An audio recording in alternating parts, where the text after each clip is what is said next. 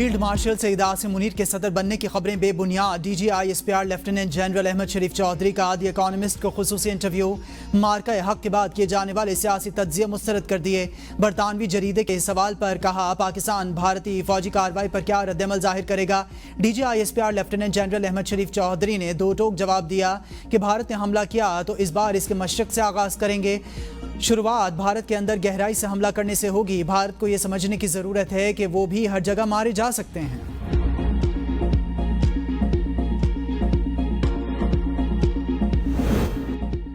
Pakistan stock exchange میں نئے records بننے کا سلسلہ جاری۔ کاروباری ہفتے کے تیسرے روز زبردست تیزی۔ ٹریڈنگ کے دوران 100 انڈیکس پہلی بار 1,44,000 کی سطح کراس کر گیا۔ 100 انڈیکس میں 1,000 سے زائد پوائنٹس کا اضافہ۔ آئی ایم ایف سے $7 ارب کا بیل آؤٹ پیکج۔ پاکستان 5 اہم مالی شرائط میں سے صرف 2 کو پورا کر سکا۔ 2.4 کے بجائے 2.7 ٹریلین سرپلس کی اہم شرط پوری۔ چاروں صوبوں کی طرف سے مجموعی محصولات کی شرط بھی پوری ہو گئی۔ صوبوں نے گزشتہ مالی سال کے دوران نقد اضافی رقم 1.2 ٹریلین پیدا کرنے کی شرط کی خلاف ورزی کی۔ حکومت مجموعی طور پر 12.3 ٹریلین روپے کی وصولیاں نہ کر سکی۔ تاجر دوست اسکیم سے ریٹیلر سے 50 ارب روپے جمع کرنے میں بھی ناکامی کا سامنا۔ قرض پروگرام کی اگلی قسط کے لیے آئی ایم ایف کے ساتھ جائزہ مذاکرات اگلے ماہ متوقع۔ اسلام آباد میں موسلادھار بارش۔ مارگلہ کی پہاڑیوں سے آنے والے پانی سے وفاقی دارالحکومت کے نالوں میں طغیانی۔ بارہ کہور، چک شہزاد اور دیگر علاقوں میں پانی گھروں میں داخل ہو گیا۔ نیو چٹھا بختاور میں بارش کے بعد گلیاں اور سڑکیں تالاب کا منظر پیش کرنے لگیں۔ مکینوں کو نقل و حرکت میں مشکلات کا سامنا۔ ریسکیو اہلکاروں نے بچوں کو محفوظ مقامات پر منتقل کیا۔ رات گئے تیز بارش کے باعث نالا کورنگ کا پانی واپس نشیبی علاقے میں داخل ہو گیا۔ نورپور شاہان میں لینڈ سلائیڈنگ کے باعث دکان برساتی نالے میں گر گئی۔ لینڈ سلائیڈنگ کے پیش نظر دکان کو خالی کرا لیا گیا تھا۔ پانی کی سطح بلند ہونے پر راول ڈیم کے سپل ویز کھول دیے گئے۔ صدر مملکت آصف علی زرداری سے عمان کے سفیر فہد سلیمان خلف القاروسی کی ملاقات۔ تجارت، سرمایہ کاری اور توانائی کے شعبوں میں تعاون کے فروغ پر گفتگو۔ دونوں ممالک کے تاریخی اور برادرانہ تعلقات کو مزید فروغ دینے کے عزم کا اعادہ۔ صدر مملکت نے پاکستان کی سلامتی کونسل کی غیر مستقل رکنیت کے لیے عمان کی حمایت پر شکریہ ادا کیا۔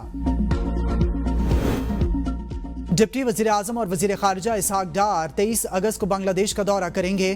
دونوں ممالک کے درمیان تعلقات کو بہتر بنانے اور مختلف شعبوں میں تعاون کو فروغ دینے پر بات چیت کی جائے گی۔ اسحاق ڈار اپنے دورے میں بنگلہ دیشی مشیر خارجہ محمد توحید حسین اور دیگر حکام سے ملاقاتیں کریں گے۔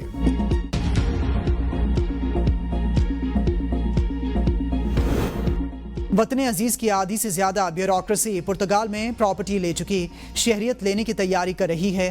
وزیر دفاع خواجہ آصف کا ایکس پر بیان، کہا کہ یہ نامی گرامی بیوروکریٹس ہیں۔ مگرمچھ اربوں روپے کھا کے آرام سے ریٹائرمنٹ کی زندگی گزار رہے ہیں۔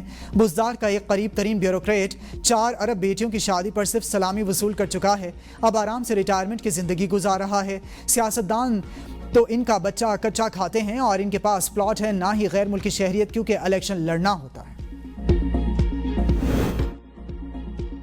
پی ٹی آئی کو بڑا دھچکا۔ قومی اسمبلی اور سینٹ کے اپوزیشن لیڈرز سمیت 9 ارکان اسمبلی اور سینیٹرز نااہل قرار۔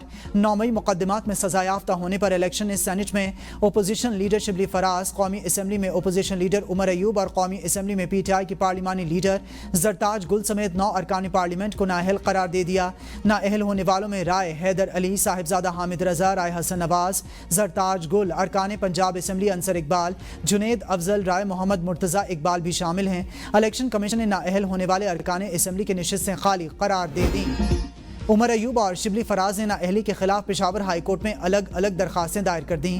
الیکشن کمیشن کا فیصلہ کالعدم قرار دینے اور درخواستیں آج ہی سماعت کے لیے مقرر کرنے کی استدعا۔ زرتاج گل نے پشاور ہائی کورٹ میں حفاظتی ضمانت کے لیے درخواست دائر کر دی۔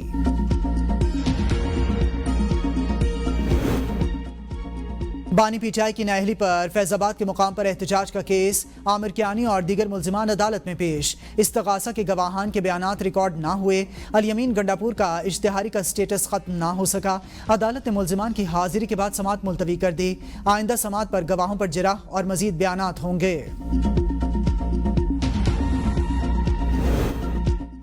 عوام کے اس سمندر کو سڑکوں پر دیکھ کر جعلی حکومت کی کانپیں ٹانگ گئیں. تمام طرف استائیت کے باوجود پی ٹی آئی نے کامیاب اور پرامن احتجاج ریکارڈ کرایا. بیرسٹر سیف کہتے ہیں کہ پنجاب میں گرفتاریوں کے باوجود عوام بڑی تعداد میں سڑکوں پر نکلے. جعلی راجکماری کے تمام اوچھے ہتھ کنڈے ناکام ہو گئے. پی ٹی آئی قیادت اور عوام اب بانی پی ٹی آئی کی دوسری کال کے منتظر ہیں. کال موصول ہوتے ہی ہم دوبارہ نکلیں گے، چاہے اسلام آباد جانا ہو یا لاہور. پی ٹی آئی کا رویہ غیر سنجیدہ ہے. جب پوری دنیا کشمیریوں کے ساتھ یوم استحصال منا رہی تھی، یہ ایک سزا یافتہ شخص کے ساتھ کھڑے تھے. پاکستان پیپلز پارٹی کے رکن قومی اسمبلی آغا رفیع اللہ کی اے بی این نیوز سے گفتگو. پی ٹی آئی کی سوچ دیکھ لیں، یہ پسپائی کی طرف تھے، پسپا ہیں اور ایسی سوچ کے ساتھ پسپا ہی رہیں گے.